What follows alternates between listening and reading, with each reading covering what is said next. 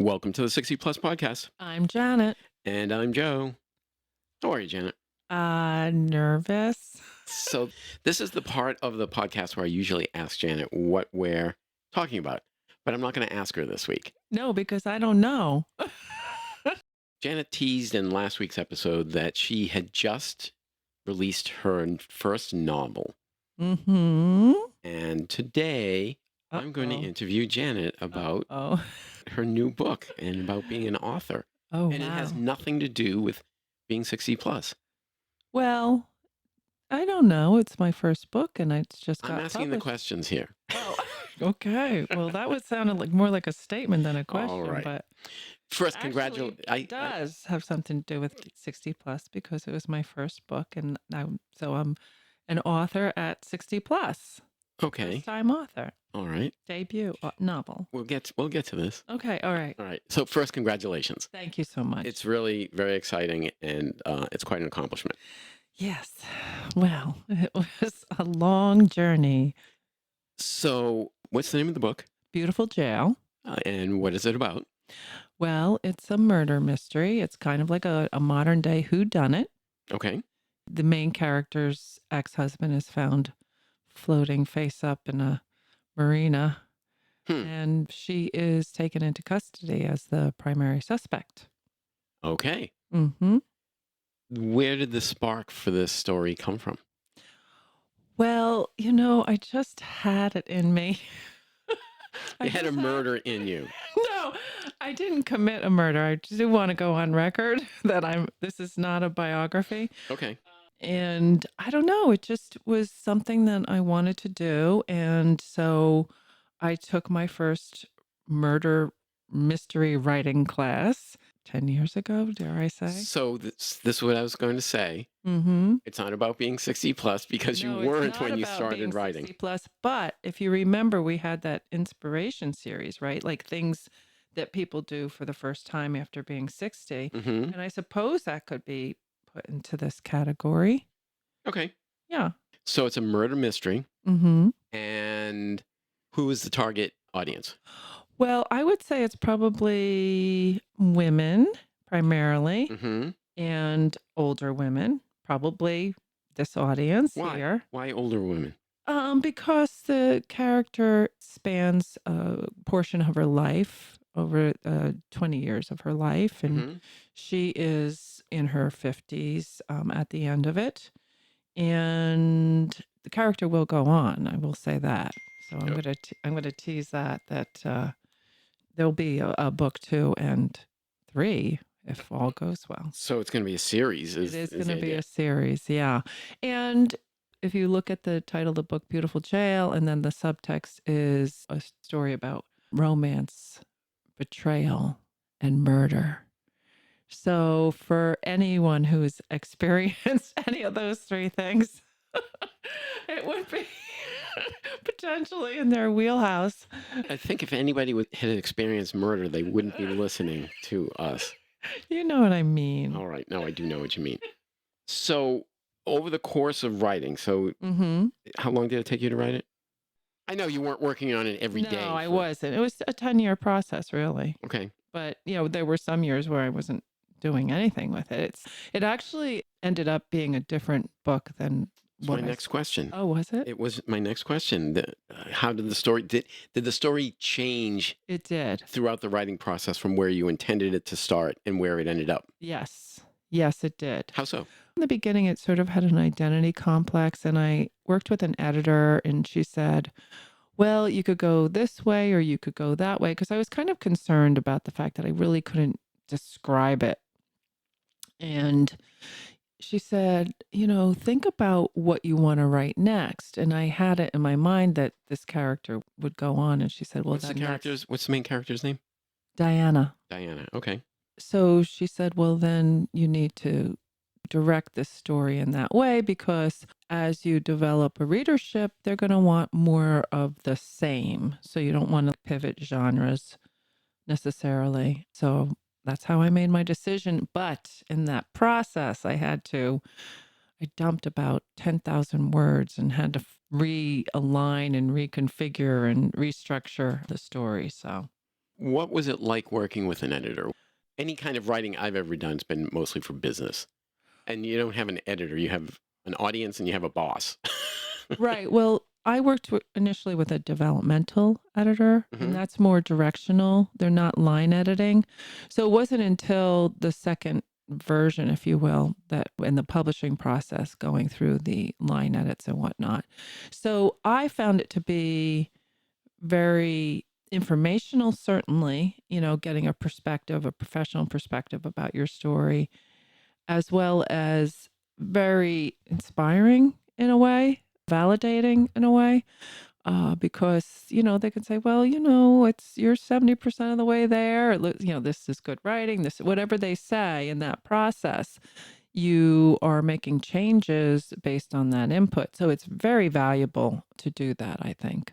Were there any real significant challenges that you've found along the way? Roadblocks, writer's block, anything like Yeah, that? I think there were a couple moments when I thought, this is never going to happen, right? I'm going to abandon this. And then something just spurred me to pick it up again. And no, this is something I wanted to do and I'm going to see it through. Okay. And so I was determined to see it through. Were there days when you just wanted to throw it all away and not continue? Yeah, there were years. No, yeah, like I said, there were some years. It was funny. It was like I really worked hard on it in, chunks of time Hmm. where, especially when I had free time was working full time and managing other things in my life. And I didn't have a lot of good quality time to work on it. Once I had a routine around writing, I You're could anticipating all really, my questions. oh, okay. No, go Well, ahead. Continue. once I established a routine, it was great. But then, life gets busy again. And, so it's not like I'm a professional writer and that's all I'm doing. You said you developed a routine. What was that routine? What was the process like? Well, okay. So I was down at the beach house and I would wake up and I'd get on my bike and I'd go to the beach and I'd do my thing. And then I'd say, okay, I'm going to work. And then I'm going to work till lunch. And then I'm going to have my lunch. And I'm going to work after lunch. And then sometime in the afternoon, I'm going to get on my bike and go back to the beach and do my thing. And then Hmm. I was done for the day. Okay. Yeah. And how many days in a row would you do that? Oh, wow. Like, was it 5 days a week or Yeah. Yeah. It was like literally every day for like a chunk of time, like 2 weeks straight or 3 weeks straight. for Yeah. 10 years? Yeah, for 10 years. I would take classes. Grub Street in Boston, Massachusetts is a great place for writers. And I would take a class like Novel in Progress. And so you would have to have a certain amount of work done every week. And then you'd share it with classmates and you would give each other input. And the instructor would certainly very beneficial. So that propelled me as well, Hmm. to finish at least the first draft. How many drafts were there? Hmm. Well, depends on how you consider counting drafts. I mean, there were two big ones. Let's put it that way. Two big ones. Two big ones, and then many smaller ones through the process Okay. of editing and whatnot. Okay. Mm-hmm. Other than sending off the final draft to the editor, Mm-hmm. other than that, Mm-hmm. what was the best part about writing this? Well, it's fun. Things would come to you. It's just very strange. Like I would think about, well, who is this character and what do I want to have happen to them? And then Hmm. you'd be driving along and then something, I can just remember one particular time I was listening to the radio and something came over the radio and I'm like, oh, that's it. That's it. That's what's going to happen. So you would get these moments of inspiration. Sometimes I would dream it. I'd wake up and I'd be like, oh, yeah, that's what I want. So you're thinking about it a lot and you're immersing yourself in it. And you have these like moments of clarity. And that's very energizing. What kind of lessons have you learned about the publishing process? Oh, so many. What really surprised you about the process? How difficult it can be, Hmm. or how. You just said how fun the process was. Well, the mechanics of it, the business side of it, it's very competitive. There's a lot of books out there. And in the publishing world today, you're not going to get to a major publisher unless you go through an agent. So really what you're trying to do is find an agent, and then they have to sell it, and they may be successful or not. So that could extend that period of 10 years even further.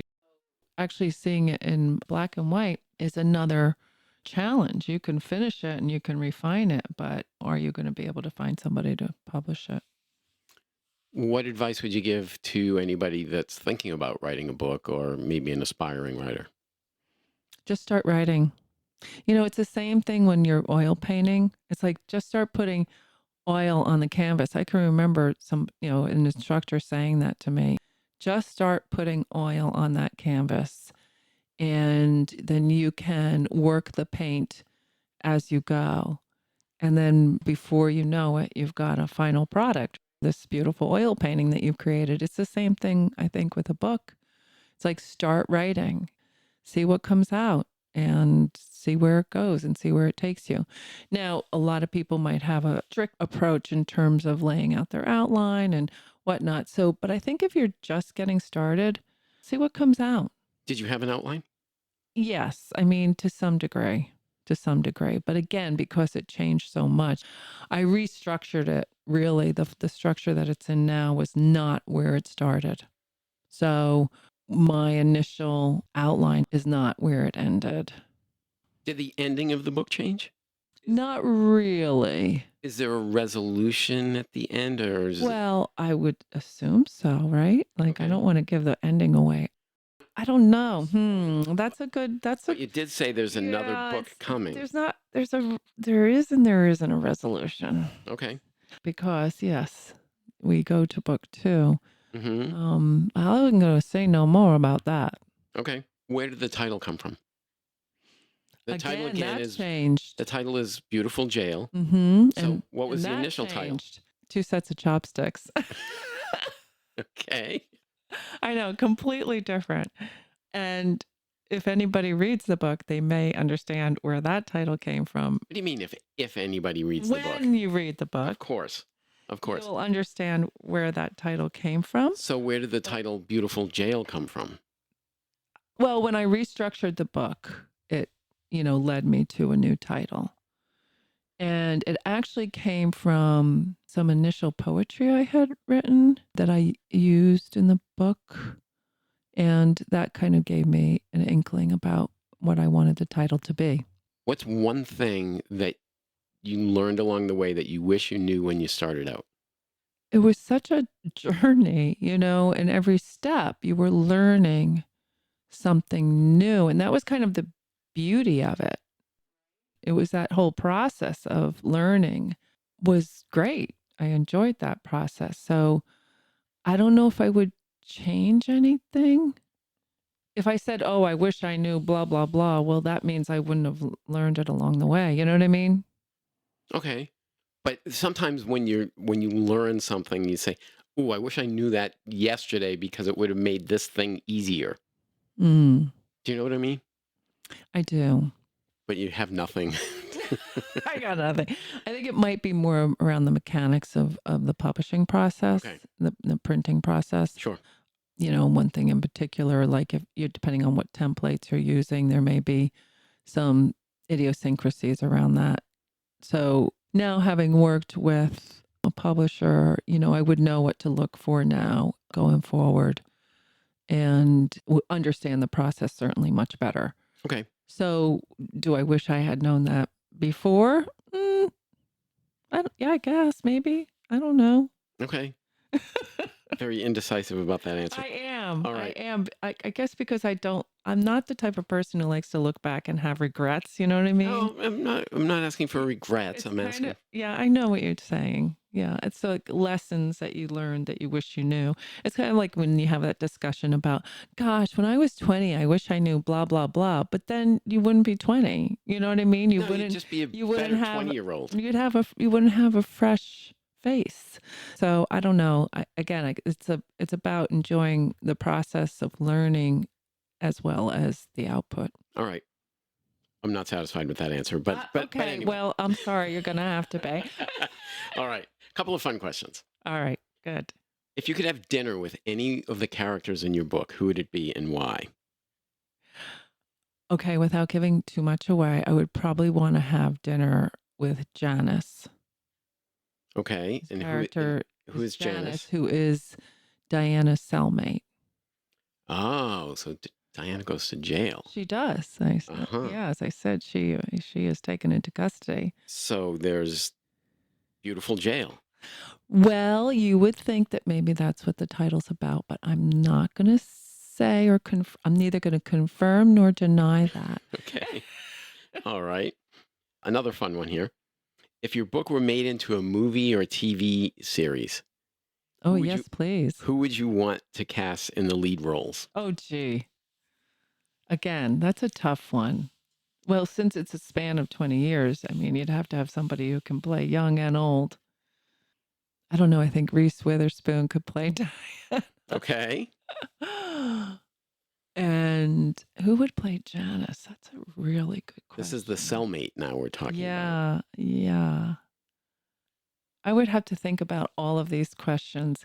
I didn't give you any of the... had no advance. You had no advanced knowledge of any of these questions. No, I didn't. Yeah. And I know I could have really good answers for this. And this is a really good question. But again, I'd have to think about it a little bit. All right. Last question. Okay. Hopefully I can answer this one. Where can people get the book? Oh, well, you can buy it from me. No. If you know Janet. It's in the back of my trunk. No. She'll be in the supermarket parking lot Saturday afternoon with her trunk open. Table and a pen. I'll sign your copy. But it's on, Barnes and Noble and Amazon, and there's some local bookstores here, and I'm working on independent bookstores. Okay. One at a time, right? Going in and they're happy to put it on the shelf. Then I'm happy to give it to them to put on the shelf. All right. Well, congratulations again. Thank you very, very much. I'm very proud of you. I'm very excited about this whole thing. And, it also is spurring me to get writing again. Here we are in the summer. So I'll be back. Hopefully it doesn't take 10 more years. No, it will not. It will not. Okay. And I already do have an outline for this next one. Like I know where it's going. So that's the exciting part. And yeah. Thank you. Okay, the name of the book is Beautiful Jail. You can find it on Barnes & Noble or Amazon or call Janet. And yeah, right. Go to the supermarket and buy one out of the trunk of her car. All right. That's it for this very special episode of the 60 Plus podcast. I'm Joe. I'm Janet. Bye.